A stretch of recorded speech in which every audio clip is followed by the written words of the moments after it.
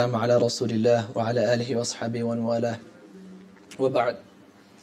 Today in the 21st Juz, we went through 4 different surahs and a lot to cover.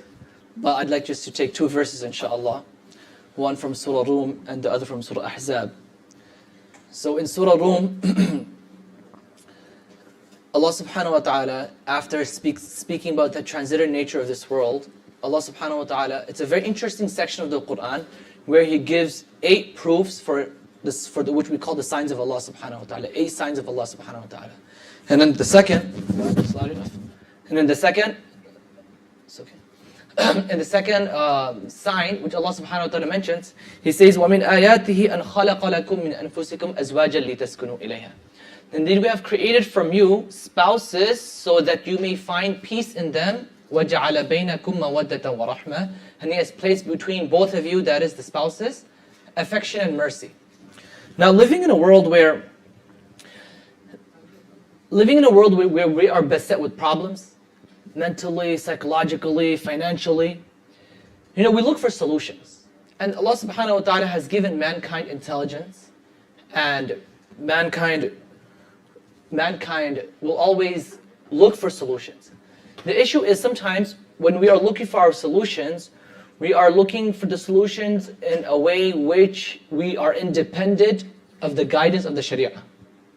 So now we have a situation, and this is not something specific to America, rather it's across the world. We have a situation where we have a group of people who feel that males and men, they are monsters. They're terrible people. They have no compassion, they have no emotion, no sympathy. And then on the flip side, and I speak very clearly, and I'm a bit blunt, but this is the reality of everyone who's living here, especially more in the West, there is another movement that's coming out where people feel that females do not deserve any respect at all. So on the one hand, you have a group of people who feel that males they're monsters. And on the other hand, you have this group of people who feel that females, they have absolutely no right at all whatsoever. I provide the housing, I provide the food, she has to do what I say, and that's the end of it. The issue here is the lack of balance from each side, and the lack of guidance from Muhammad sallallahu alaihi wasallam, meaning taking from a Nabi sallallahu alaihi wasallam. This was the issue. Whereas the way in which Nabi sallallahu alaihi wasallam showed us, that is absolutely we have extraordinary i'tidal and balance, and that's the way we need to follow. So nowadays, in today's world, the reality is marriage is beginning to see more and more as a negative thing. You look at the younger generations, the marriage rates are decreasing. And why? It's because of the problems on different segments of society and the solutions which people are coming up with without following the Messenger sallallahu alaihi wasallam. And they begin to look at marriage as a problem. Allahu Akbar. But Nabi sallallahu alaihi wasallam said, "An-nikahu min sunnati." That the marriage is from my sunnah. And as Muslims, that should be enough. Whether I'm sitting down here and I've heard a horrible case and bad problems are going to happen. It's going to happen, it's part of life. You might have an issue at your job. That could happen also. That doesn't mean we stop the job or say, that's it. Jobs are a source of evil. Absolutely not. Nabi sallallahu alaihi wasallam said, "An-nikahu min sunnati." For the Muslim, that's absolutely enough. The Messenger sallallahu alaihi wasallam said that. He said, that's my way. There is khair in that. There's a beautiful couplet in Urdu. The poet says, "Rag mein hai nabi nabi, rag mein hai nabi nabi, lekin padhte hai namaz hafte mein kabhi kabhi." He says, the love for Nabi sallallahu alaihi wasallam, it's flowing through my blood. It's part of my anatomy, my love for Nabi sallallahu alaihi wasallam. Lekin padhte hai namaz hafte mein kabhi kabhi. But when it comes to the praying of salah, he'll pray salah a few times during the week. So there is this dichotomy, this disparity between what he's saying and what he's manifesting. And that is the reality of our society in our way as well. As long as we hold on to Nabi sallallahu alaihi wasallam and his way, we will find positivity in our marriage. So as long as we view our marriage as a blessing, it will remain a blessing. And the day we consider it to be a problem, that is the day we give the devil access to our internal system to cause problems in the marriage. What do they say? What's the formula for a perfect marriage? The formula for a perfect marriage is not to find the perfect partner. It's not to find the perfect partner, but to love the imperfect partner perfectly well. So the first message from the first ayat, which Allah subhanahu wa ta'ala says very, very clearly, لِتَسْكُنُوا إِلَيْهَا, so that you may find peace in your spouses, وَجَعَلَ بَيْنَكُمْ مَوَدَّةً وَرَحْمَةً, and He has placed between both of you affection and mercy. This is the way of Islam. And inshallah we're going to get it. We just have to make sure we're following the way of the Messenger sallallahu alaihi wasallam, not take advice from random people on YouTube. A person once asked me, I recall a couple of years ago, a young man, I was at a program, and he asked me, so, who should I listen to on YouTube? Should I listen to this person or that person? Who should I take as guidance when it comes to, having a balance? I said, follow your local scholar, talk to your local sheikh, talk to the local imam. That's what you're supposed to be going for. That's what you're supposed to follow. MashaAllah, for example, we have the Tafsir, Shaykh Abdul Ghani is here every single day. Let's talk to our local scholars. And then inshallah we'll find the solutions. We'll find the Muslim solution. Watch how Allah subhanahu wa ta'ala grants us blessings in our marriage. The second ayah, which is in the ending of the juz, the very last page, it's a famous ayah, it's called Ayatul Takhir. Ayatul Takhir. There's a bit of academic discussion there, but in a nutshell, what happened was the wives of Nabi sallallahu alayhi wasallam, they asked him for some items, for some increase in their material possessions. So Nabi sallallahu alayhi wasallam, he was a bit taken back. He said, my wives are asking a bit more of this dunya. Meaning, of course, they had a higher standard. It's not. So Nabi sallallahu alayhi wasallam excused himself for 1 month, and he spent some time away from his wives. After 1 month, so Allah subhanahu wa ta'ala, in a nutshell, Allah subhanahu wa ta'ala gave the wives of Nabi sallallahu alayhi wasallam a choice. Do you want this dunya? We will give you so much of the dunya. فَتَعَالَيْنَا أُمَتِّعْكُنَّ وَأُسَرِّحْكُنَّ صَرَاحًا جَمِيلًا. We'll give you whatever you want in this world. In that case, you will not remain in the marriage of the Nabi sallallahu alayhi wasallam. Because the wives of Nabi sallallahu alayhi wasallam, they have to demonstrate to the rest of the ummah that this transitory world is not that important. So of course, they're being held to a higher standard. Otherwise, there's nothing wrong if the wives ask for something with the husband, that's okay. But they were given a choice. The second choice was, or you stay with Nabi sallallahu alayhi wasallam and you forego your request. And all the wives of Nabi sallallahu alayhi wasallam, of course, they said, اِخْتَرْتُ اللَّهَ وَرَسُولَهُ, I choose Allah subhanahu wa ta'ala and His Messenger. But I want to just mention one specific thing that occurred. So Nabi sallallahu alayhi wasallam, he went to each one of his wives and he told them, these are the two options Allah subhanahu wa ta'ala gave you. So Nabi sallallahu alayhi wasallam, I told you, he excused himself for 1 month. When he came back, when he went to see Aisha radiallahu anha, our mother, the first thing she said was, listen to this. She said, Assalamu alaikum wa salam. She said, it hasn't been a month. It hasn't been a month. This is after Nabi sallallahu alayhi wasallam, he's staying away from his wife for 1 month. The first thing he hears from Aisha radiallahu anha is what? It hasn't been a month. That's the first thing he hears. And then Nabi sallallahu alayhi wasallam said, he said, Aisha, a month, the lunar month, it can be 29 days or 30 days. She said, you're 1 day early. She said, you're 1 day early. Then he said, Aisha, the lunar month can be 29 days or it can be 30 days. It's been 29 days and I'm back. This month has been 29 days. The lesson here is, there are many lessons in this verse. The lesson here is to de-escalate situations. That's really important in the context of marriage. Problems are going to happen. That's part of our life. It's never going to go away. We're social creatures. In our existence with one another, we're bound to create some problems. But we have to choose how we respond. We can be bitter or we can be better. And if you look at the life of Nabi sallallahu alaihi wasallam and his Sahaba, they would always de-escalating situations, not adding flame to the wood, making bigger problems. So that was one incident. Asma bint Umays radiallahu anha, she married Ja'far bin Abi Talib radiallahu anhu, the cousin of Ali radiallahu anhu. She did hijrah with him to Abyssinia, to Habsha. They had 3 children, Muhammad, Abdullah, and Aoun. And then after he passed away, it's a long incident, I just want to summarize it. He passed away in the Battle of Mu'tah, and it was a very emotional moment. After his death, Asma radiallahu anha, she married Abu Bakr radiallahu anhu.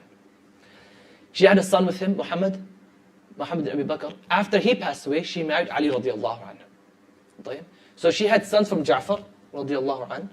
Then she had a son from Abu Bakr radiallahu anhu. I just want to mention one point on the side, and that is the remarriage of divorcees and widows. This is something that should happen. We should not discourage this. If someone is young, even more if they're young, if they're divorced or if they're widowed, we should try to help them getting married again. Not this, they're divorced or they're widowed, that's it. Put them to a side, don't ever marry again. Absolutely not. We're creatures, we're social creatures, we need companions in life. But anyhow, one day in the house of Ali radiallahu anhu, the son of Ja'far radiallahu anhu, and the son of Abu Bakr radiallahu anhu, they were having an argument. Each one of them said to one another, أَنَا خَيْرٌ مِنْكَ وَأَبِي خَيْرٌ مِنْ أَبِيكَ. He said, I am better than you, and my father is better than you. Ali radiallahu anhu is the stepfather.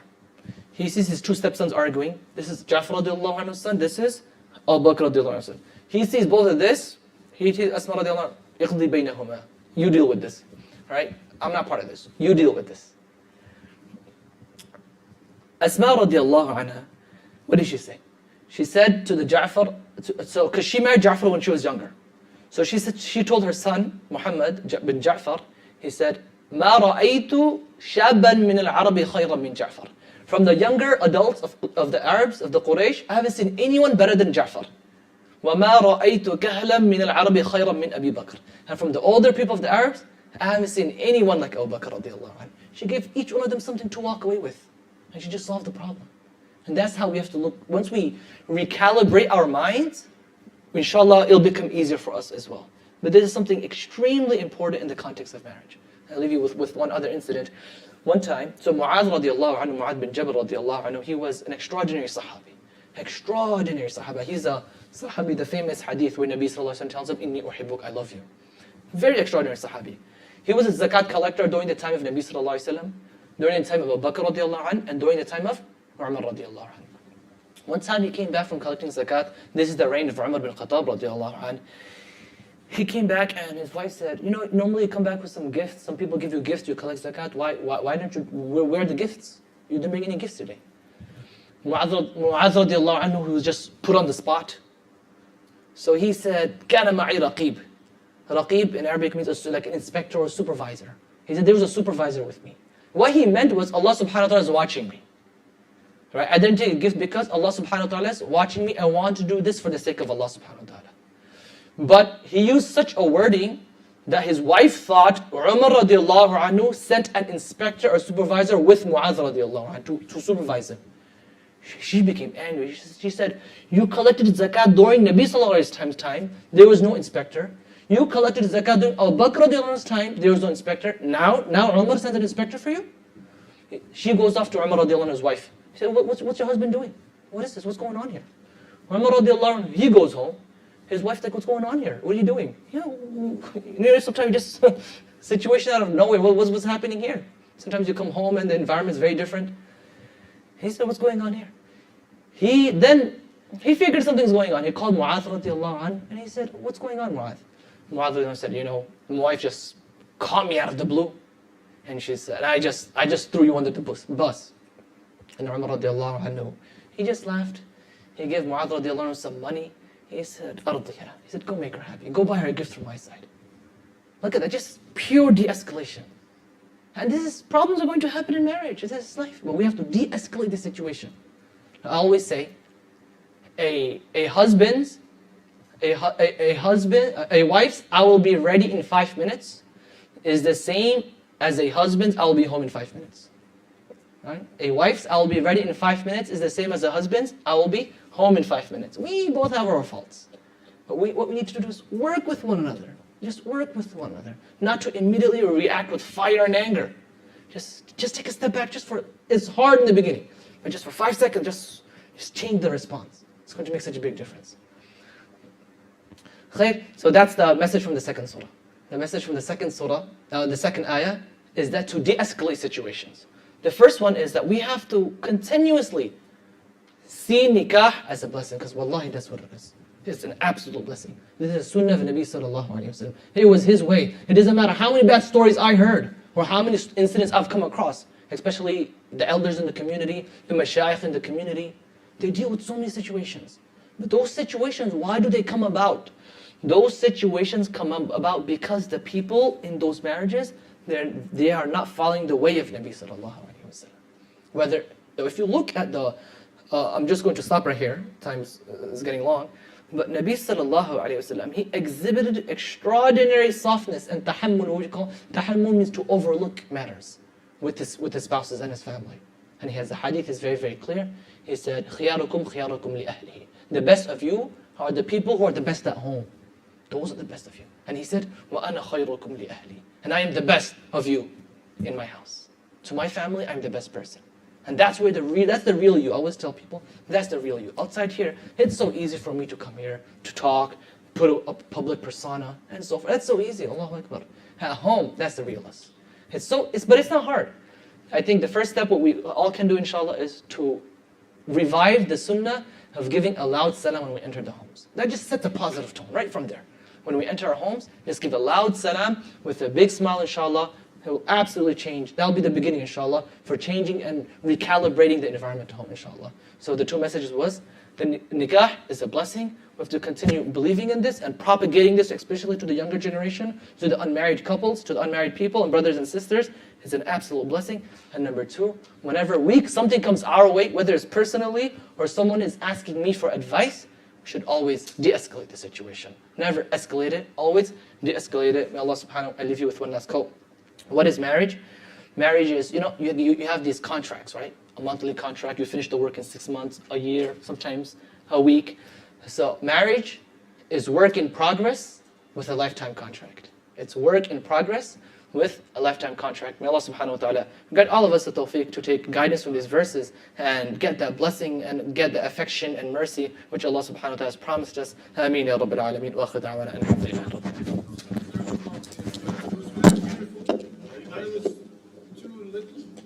And I have an open invitation.